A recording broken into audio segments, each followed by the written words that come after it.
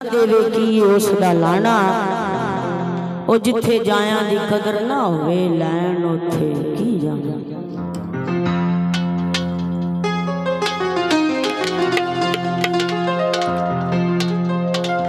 जड़ी मेहंदी रंग ना देवे की उसदा लाना ओ जिथे जाया दी कदर ना होवे लैन उथे की जाना। ते बड़े बड़े मैं ढंडे वेखे जोरावर सतराने ओ बेवकूफा दे नौकर वेखे दानशमंद सियाणे। तो चंद बोला आखदा मियां मोहम्मद बख्श आरफी खड़ी सरकार दा लिखिया कलाम।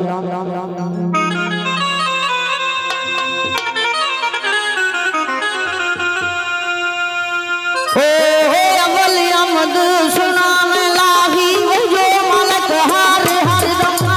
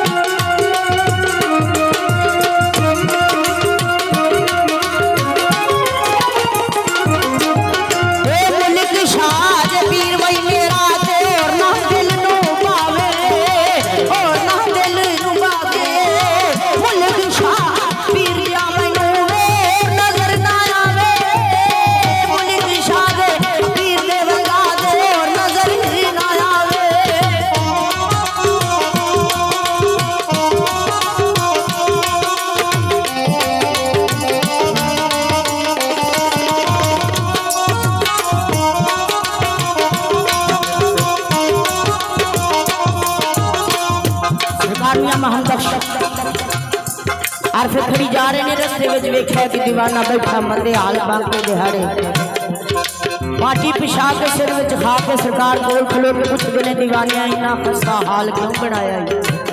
आख्या बाबा जी मेरा यार मेरे नाल नाराज हो गया, उसकी जुदाई में रो रो के हाल है, ना पता लगता दिन कदू चढ़िया ना पता लगता रात कदू पई है। मियां महमद बख्श और फिर खड़ी हो के गोल खलोक लिख देने काबले गौर दी मेले फिर जाग दी गया।